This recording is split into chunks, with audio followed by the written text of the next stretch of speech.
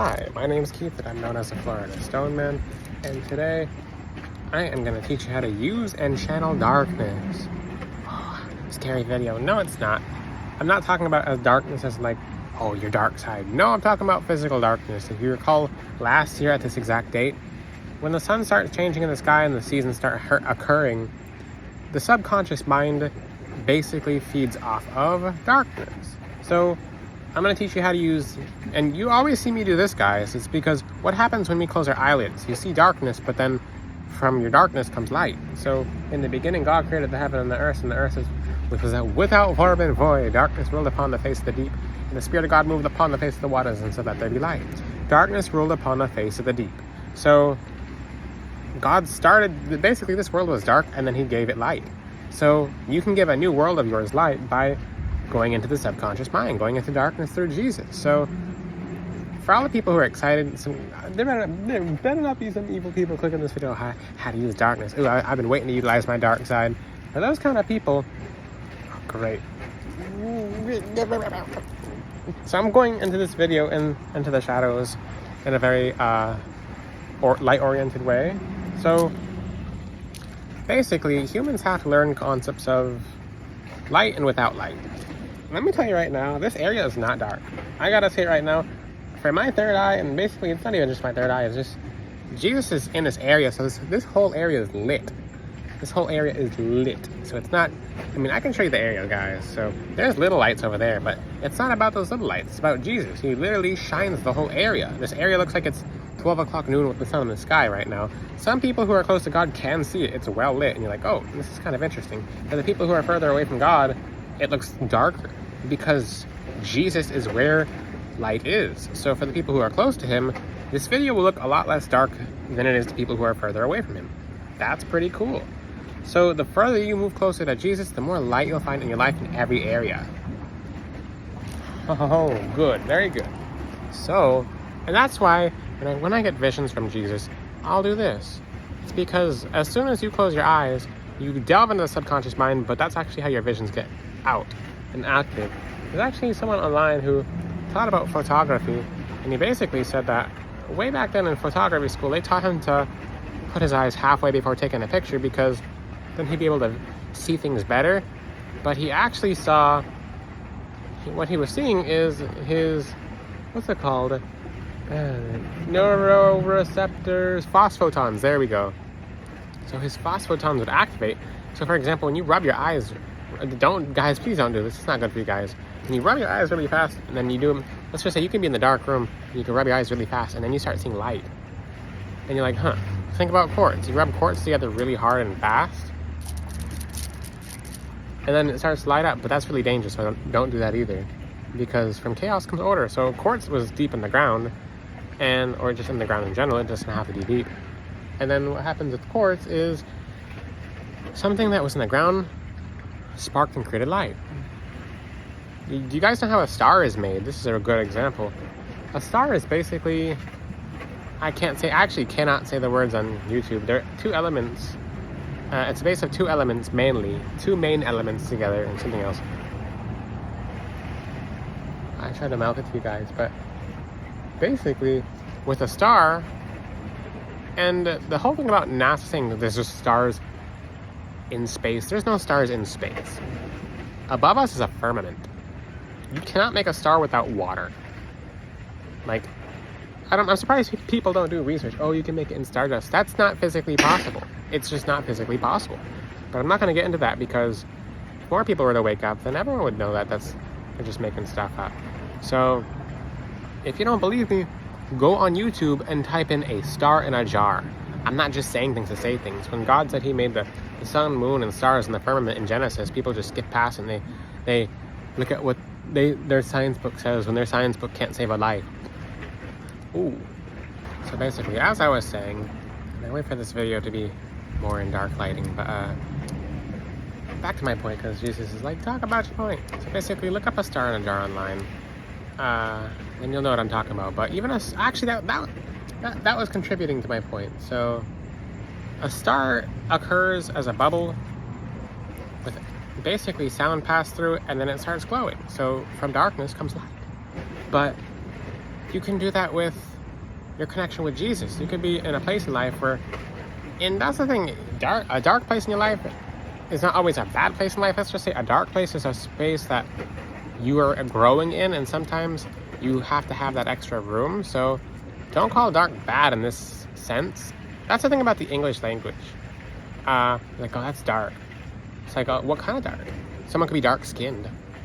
And there's that thing, oh, dark is evil. Like, no, dark means, it has different meanings. In Hebrew and different in Mandarin, it just so many different definitions for dark. So, and I'm seeing something in my mind's eye too, something about in Gaelic. So it's just so many definitions for the word dark. So you meditate, for example, and I have a suggestion for all you guys.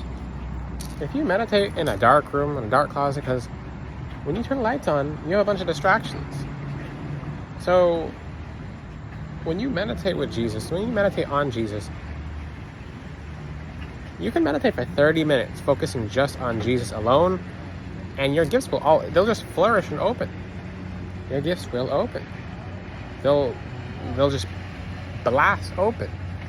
And that's the thing, for example, let's just say if you're not supposed to be communicating with a certain set of people, they'll say that you went dark, or that you went dark on them, or you went missing. It's because you're working on yourself, and those people would have dragged you down.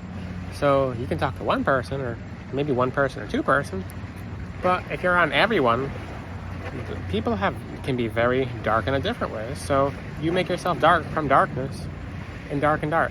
Like I said, different definitions. So another thing too is when you have an Atacamite, when you wear Atacamite as a choker, and you close your mind's eye, you close your eyes and you open your mind's eye, you notice basically the white static of your third eye becomes actual pictures and visions.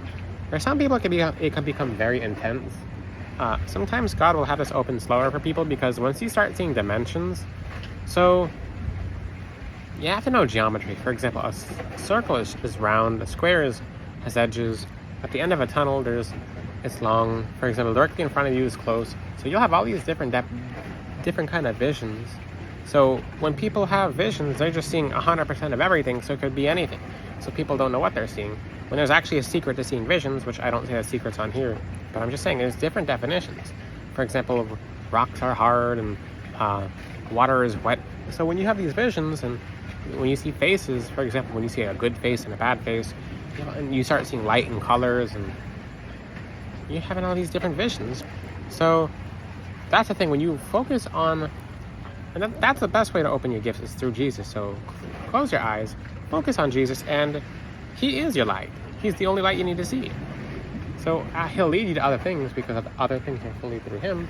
But even when you're close to Jesus and you go outside and it's dark outside, it's not dark. It's not dark. You don't see anything as dark.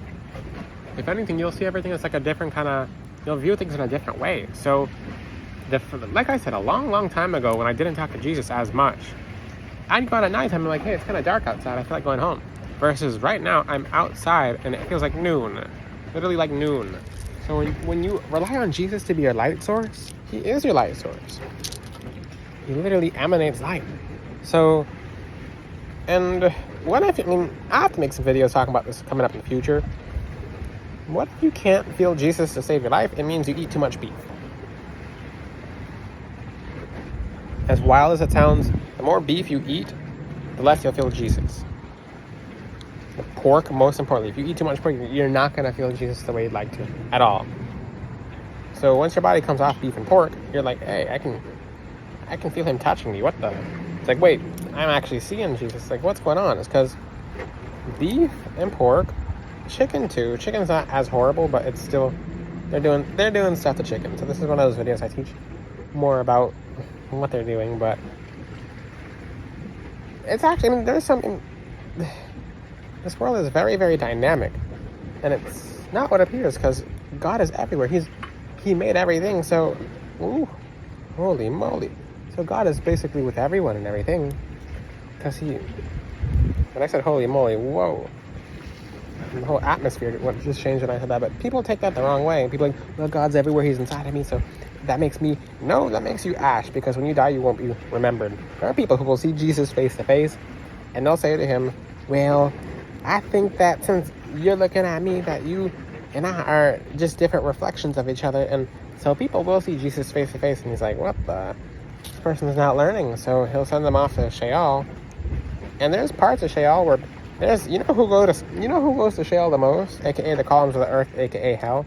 And hell has 7 different parts to it. There's literally a map of hell that I'm not ever teaching or showing to anyone unless you want to end up there.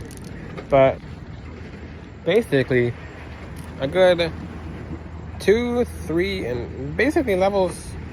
There's 2, 3, or 4 levels that are for know-it-all specifically. Let's call it 2 levels in there that are for know-it-all. So one of them has many mazes, so that's why back then you'd see them depict hell as mazes. It's for the people who think they know everything. So that's a different... I mean, it's dark down there, but it's a different kind of dark. So the dark without Jesus, so there's something portraying light down there, but it's not light. It's like an absence of light. It's like an anti-light. And it's a very, very unfulfilling light. I can't say what it is, I can't say too much about it there, but... So basically, how do I say this? Hell has light, but I can't say what kind of light it is because it's not allowed for me to say. But it's like an anti-light. It's like when you see it, it's like, yeah. It's like, you know, when you see a light and you're like, oh, that's warm. That feels nice. It's like the opposite feeling. So what about heaven? God is the light of heaven. He literally illuminates all of heaven. That's why the closer you get, basically the closer to God you get in heaven, the more light emanates. The Bible does talk about this. So the more light shines. So that's why the Father is basically blindingly bright, blinding white light. Beautiful white light. It's because he is good, he is pure, and light is pure. And that's the thing. So, in able to move closer to Jesus, sometimes you have to go backwards a step, or sometimes you have to like just make yourself dark from certain influences or things. Because if you're in a room and you have 1,000 things in the room, you know there's 1,000 things there, but the second you turn off your awareness and then turn it on just to Jesus, you're like, it's just like, wow. You know, Jesus, when he starts talking to you, he shows you everything you should ever have in life. He shows you how easy millions of dollars are easy to obtain. Very easy if you guys would actually listen. Literally, he'll say, go to this place at this date and then play these numbers. And people are like, well, I think I heard Jesus, or I think that's in the face of God, or I think that maybe I'm hearing spirits, maybe I'm psycho-reactive, or whatever people call it. Versus you listen to Jesus, and that's the thing. When you hear Jesus, you have a responsibility to hear and listen to him. So, for example, I was doing something at the gym. He's like, put the weight down. I'm like, I did not hesitate. I'm like, okay. Like, I'm like, it's 5 pounds. It's like, I was just doing something very light with it as a warm-up. He's like, put it down. I'm like, okay. So sometimes he'll do it just to test you to see if you listen. I'm not going to ask. If he said, don't do this or do this, or you can do this, or you don't do this. So he's testing you because he's like, okay, next step, go over here at this time because you're about to receive a blessing. And then you receive a blessing. So that's about it. If you have any questions, ask them in the comment section. God loves all of you. I taught you basically how to, because that's the thing. You desire success, but Jesus is the only way to success. There's no true success without Jesus. You obtain any form of success without Jesus, it's lost. You get to a level of success by yourself, it's gone. You can have 20 or 30 years of hard work taken. But if it's through Jesus, someone's 20 or 30 years basically helps you elevate in one day. If you have any questions, ask them in the comment section. Until then, I'll see you guys next time. Ciao. God bless all of you.